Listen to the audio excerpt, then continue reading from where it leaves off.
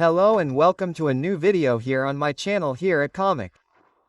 I heat the garden house and the animal house that I have here with a mobile heating box. I have installed a parking heater from WoW, the whole thing in a solid box with an additional tank. If necessary, I can take the whole thing with me and also heat a tent or a camper with it. However, this thing is relatively large and there are now small, compact, ready-made mobile heaters to buy, and that's where the company Banggood came to me and provided me with this awesome thing. A mobile heater in the form of a case that is supposed to contain everything you need. Well, and since I don't have a heater in my workshop basement, I'm going to install this thing there and at the same time test for you whether the thing is actually worth the money. If you're interested, stay tuned, it's about to start. I took you into my workshop. The room you see behind me is the one I've been expanding over the last few years.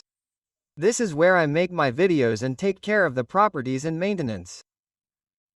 Underneath this room, under this cellar, there is a second cellar that has been drained. I made a lot of videos there too. If you like this project, just look in the top right corner. I'll link the whole thing there. But today it's not about draining or anything else. Today it's about the new Kroak diesel parking heater, which comes in a mobile case. But why'd I need it here at all? Well, this room is freezing cold. To put it bluntly, the temperature here is 8.6 degrees. In summer it's just under 12 degrees. That's quite pleasant because you can keep your drinks nice and cool, but working here in winter isn't really fun. I've always heated the room with an electric fan. But that costs money in the long run, and I would like to convert the whole thing and install a diesel heater, a rail heater, whatever you want to call the parts. The models come in a wide variety of forms. There is the individual heater, there are ready-made boxes, there are ready-made mobile boxes. I have already installed that in the animal house, which you saw earlier. And now the company Banggood, which is a kind of Amazon from China, has given me the opportunity to test this part from Kroak. The heater has an output of 8 kilowatts, is ready packaged and can be operated directly with 220 volts.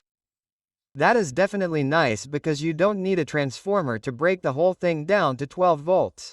The remote control is permanently installed, the tank is included. On the other side is the air outlet where the warm air comes out and the connection for the tank. I can open the whole thing very easily. As you can see, it is really well done. It's plastic, but it's certainly charming. I have a 6L tank here that I can run on diesel or heating oil, because the whole thing is a heater, so I'm allowed to do that. And the heater, you already know it, it's usually always the same design. It has an output of 8 kilowatts. This is where the air is sucked in and released again warm. The connection hose for the combustion air is installed on the underside. This is sucked in on this side. Then I have these aquarium hoses here in green, I always say. The hose that pumps the diesel from the tank into the heater at the top. The pump is installed here at the bottom, decoupled with rubber. I'll see if you can hear the clattering. And the exhaust down here is taped off with a special film and sealing tape. It doesn't look that fancy, but ultimately it's supposed to be functional. What's in here isn't that tragic.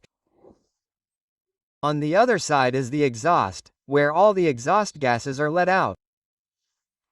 I have the remote control here, it's included. Yes, I'll leave it in for now. Close the lid.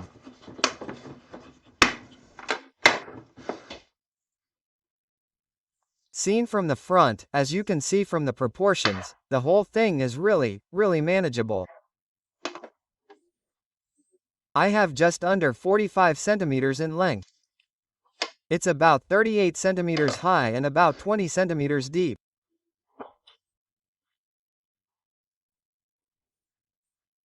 You can see, this thing is really compact, and with the integrated 6L tank you can be out and about for quite a while when camping or in a motorhome, and just put the thing outside and connect the warm air hose, i.e. put the adapter on here, and then the whole thing directs the warm air where it needs to go.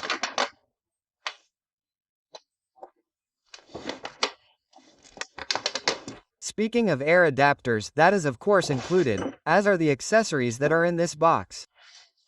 And what I find really, really surprising and also very nice, especially in this day and age, is that there is a manual for it. It is a properly printed one, not just a folded little book, but a really rather thick book. The heating is explained in various languages. It is also available in German. The accessories, the structure are explained and the functions of the remote control are explained. Because with these control units, as you know, there are all sorts of different versions with 3 buttons, 4 buttons, 6 buttons. It's not that easy to always get to grips with them. What else is there? The small hose for the air intake. Then there is a holder. The exhaust hose in the 60 cm version and the adapter for the power connection, the exhaust clamps, the filter for the air intake and for the outlet.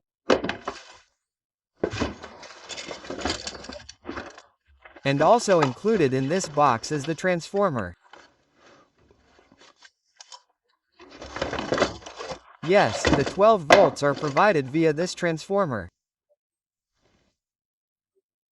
Well, who is something like this actually suitable for? Clearly, if you are a camper, if you spend a lot of time outdoors, for example, anglers, people who set up their shelters in the forest, preppers and whatever, or like me here in my workshop or outside in the garden shed or animal house. I want to heat all of these things somewhere. I want to feel comfortable. When I am fishing, I want to have warm feet, or when I am fighting in the winter, I want to heat the tent, heat the sleeping bag, and this mobile heater was developed for exactly these purposes. 8 kilowatts is a lot of power. But I can turn it down so that significantly less warm air is produced and consumption goes down accordingly. But I don't want to heat my tent, nor my camper or anything like that, but this room. My workshop, that needs to be heated. The room itself isn't that big. The power should definitely be sufficient, but the 9 degrees that I have here now is simply far too cold. And you can see it from the windows, it's below 0 outside at the moment. The windows are fogging up and getting damp. That's not good. That's not good for my tools and not for me when I'm working here. My goal now is to install this heater inside. And 1 or 2 of you will probably be wondering how you deal with the exhaust fumes. Because the fresh air that's sucked in can be taken directly from the room. I simply fill the diesel into the tank up here. No problem. The warm air is blown out the back. I can direct it in the right direction with this flexible hose. But where to? With the exhaust fumes. And I've already thought of something. I've already drilled holes on this side coming from my basement and laid a hose. That's for my drainage, so that I can get the water from the basement back out into the garden. And back then I drilled a second hole as a precaution. With a 70 mm diameter, I drove the whole thing piece by piece through the wall, which is over 60 centimeters thick at this point, using a core drill. And I'm going to put the exhaust through this hole here. On the other side, the whole thing comes out below the hub. I'm going to go up there and then basically release the exhaust gases outside into the open air. For my test, however, I'm going to leave the exhaust outside here for now. I'm not going to cover it behind this USB wall yet, because I first have to see whether this part actually meets my requirements. In order to get the exhaust gases from the Kroak auxiliary heater through the wall into the open air, I ordered a longer exhaust hose, because the 60 centimeters that come with the original is simply too short, because my wall alone is already 60 centimeters. Instead, I ordered an additional 1.20 meters length so that I can put the exhaust hose through the wall and then bend it over and connect the auxiliary heater. If you're now wondering, man, he's talking all the time, where can I get this part? How much does this part cost? Then just take a look under the video in the description. I've put the links for Banggood there, because Banggood is sponsoring this video in the form of this auxiliary heater and is giving me a coupon, which I'm passing on to you. If you order via the link, you'll get additional discounts and special offers. Just click on it. Maybe there's 1 or 2 things there for you too, and also the other components that I use here, like the carbon monoxide meter for safety or special angles to connect the exhaust correctly. You'll also find that under the video in the description. And once you're down there, just click on the like button below. I'd be really happy. That helps me and my channel move forward. And if you want to stay up to date with my channel, don't forget to subscribe to my channel. But enough chatter. Now we're moving on to the installation, with the installation of the exhaust hose. The exhaust hose is 120 meters long. On the back, on the outside of the house wall, I have already exposed the whole thing. I have taken out the soil, I have taken out the drainage cables, and I have simply sealed the opening with normal masking tape so that no dirt or grime gets into the pipe when I push it through. Because always remember, exhaust gases are poisonous. If the exhaust gases are not diverted, if this exhaust hose is leaking, if the connection is not smooth, right? I will show you how it is put on here with an angle.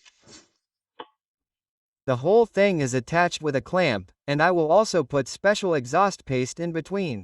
This then burns in hard and the whole thing flows in airtight. If you don't do any of the above and exhaust gases escape somewhere, you will smell it very strongly because these heaters don't have a cut or a filter of any kind. But you don't necessarily have to smell it, and it could well be that all of the after gas and the like, and at some point you'll just get tired, fall asleep and never wake up again. For this reason, you should definitely get a carbon monoxide detector, CO2 detector and fire detector in one device. You can find a link under the video in the description. Always remember, safety is everyone's concern. The Kroak 8 kilowatts diesel parking heater is installed. This small, compact case fits perfectly in the corner, and because of its height I lined it with stones. The exhaust hose is connected. I've smeared the exhaust assembly everywhere. It will probably smoke a lot when it first starts burning, but once this paste has burned in, I can be sure that the exhaust is really airtight. Here I can now connect the hose, the ventilation hose, and attach it to an attachment, this one. The whole thing can be pushed through the wall from behind, so basically through the USB plate, and then this cover plate can be put on from the front. It looks nicer than if this hose just sticks out the back here. The hose itself can be easily attached, can be bent however you need it. I have already attached the ventilation hose to the other side. Just stick it on. The whole thing can be attached with a clamp, and the air filter can also be attached. What I found, which I think is really nice, are these two brackets. They came with it. One bracket fits right in here. It's a nipple to fix the position, as you can see here. And the two screws are also included. That means I can attach the ventilation hose right up here. The whole thing fits on the other side too, of course. I can then attach the exhaust. It then goes up neatly on the side. I think it's a great thing when you can just carry the heater around like a suitcase. Then I don't have to carry the accessories and add-on parts around with me every time, but have everything to hand in a compact form. Great thing. Well, I filled up the diesel and put the canister away again because remember, that's a big disadvantage of heating oil or diesel. You only spill a little and then the whole place stinks of oil or diesel for days. I simply plugged in the power connection. The transformer is still hanging in the air for a while, comes from the socket, and well, I think we have everything. Safety is also guaranteed. I'm now going to switch the device on by clicking the off button for 2 seconds.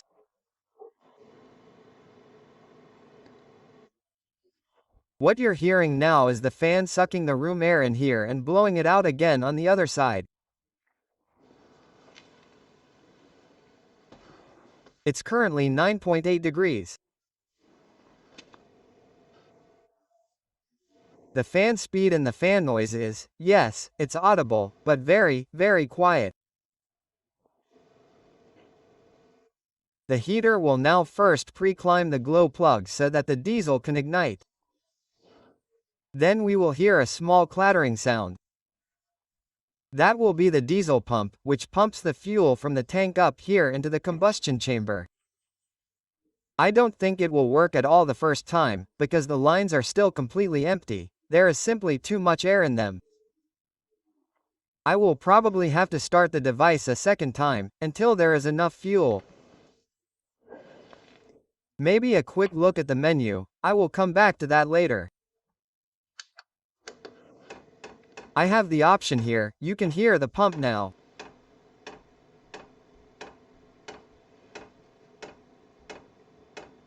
The clattering of the pump is clearly visible from next to it. I can hear it well, I think that's how it comes across in the video. The fan slowly starts up.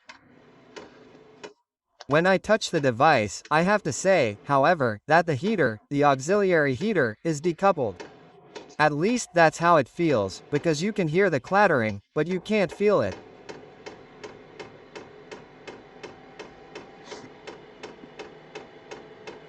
Yes, where was I just now? I have 10 heating levels in total.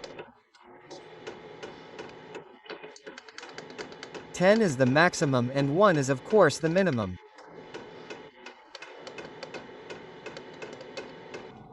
The Kroak auxiliary heater can be operated not only using the controls on the website. No, the manufacturer also offers an app. The app can be easily read and downloaded from the QR code in the instructions. I've done that before, I'll show you that now. At this point I would just like to point out that, unlike many other apps, this app was downloaded directly from the official stores and I didn't have to register anywhere. The whole thing works without a user account. Just download it, connect it to Bluetooth and start working. I think that's really great. After I've photographed the QR code, I land directly on the right page in the Play Store. I install the app. I open the app.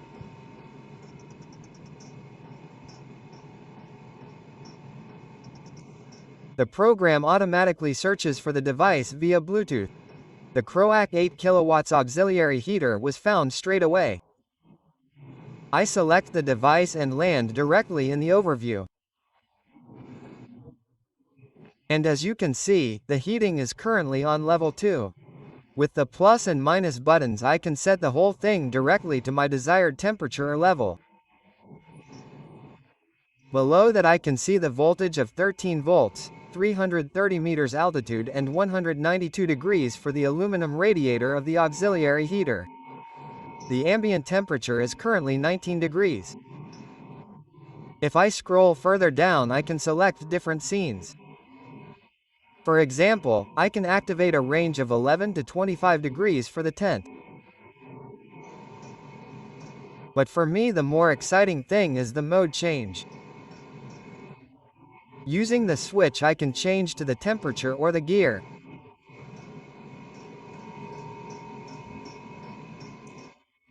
With the temperature control I can set exactly how warm the room should stay, down to the degree. There are other options in the settings. For example, I can switch between degrees Celsius and degrees Celsius and it is also possible to specify the altitude in meters or feet. I can set the language and I can set the altitude compensation directly. Here I set the level at which the heater is operated in order to use the oxygen content in the device accordingly or to optimize its use. I can also set the time here and program the device for a specific start time, end time and with corresponding repetition. I really like the user help because, in addition to the manual, I can also watch various training videos here. I have to say, I have seen much worse and someone has really put a lot of effort into this app. The mobile Kroak auxiliary heater in this practical case has now been running for about 5 minutes and the temperature has become noticeably warmer. The display is currently still going down. I have just blown on the thermometer here. I am curious to see where the whole thing settles at on level 2. Here in the room you can still hear this in the background. That's the pump. The pump transports the fuel from the tank into the combustion chamber. If this heater is installed somewhere in the workshop or in the camper or in any area where I spend time regularly, I would definitely recommend uncoupling the pump again or replacing it with a quieter model. You can get into the inner workings without any problem, as you saw earlier. I can open the side flap and remove the pump, install a new pump. It's not rocket science. The fan can be heard, but not as loud as in the older models that I have also installed. A long-term test is of course still pending, but I would like to draw a conclusion at this point. The device makes a great impression on me. The design is well thought out. I have this case that I can take with me everywhere. I have the components, such as the fan and the power supply, directly on the device. I can simply hold the part by the handle and carry it to where I need it. What I still have to provide is a 220-volt power supply, which the device can use via this converter. Alternatively, a battery can be connected directly using the cable provided. 12 volts or 24 volts. According to the instructions, both should work. I can only confirm this for 12 volts at this point. It is important that the battery can provide the right current. The transformer has 10 amps of power, and that is how the device started up without any problems. What else do I need to watch out for? The exhaust gets very, very hot. I touched it earlier and got a small blister on my finger. Well, stupidity must be punished, and you really have to be careful where you put the exhaust to make sure there are no fire-prone components. But there are also heat protection hoses, like this one or like this one, which you can use to protect the whole thing. They are put over the exhaust and, ensure that the heat cannot be passed on directly. What else do I need to watch out for? My carbon monoxide detector has not gone off. That is good. The exhaust is sealed. That makes me even happier. If I want to take the heater with me, I just have to remove the exhaust and I can take the heater wherever I want. If I reconnect it here, however, I have to make sure that it is sealed. What I also have to bear in mind is that I am burning room air here. You can tell from the size of the room that if I continue to heat the whole thing for another 2 hours and no fresh air comes in, the oxygen level will eventually be so low that I will not fall asleep because of carbon monoxide, but because of a lack of oxygen. Both are unfortunate, both inevitably lead to death. I will be testing the mobile Kroak auxiliary heater for a while, at least through the winter, and then I will give a conclusion, long-term conclusion. But what do you think of the whole thing? Write to me under the video what you think of this mobile heater. Do you see it as a brilliant invention or just useless stuff? Write to me in the comments what you think about it. Don't forget to look in the video description, because Goodybee has provided you with this coupon. I've put it in the video description. If you like, redeem the coupon and buy yourself one of these items for a bargain price. And if you like, take a look at the other links that I've also put in there.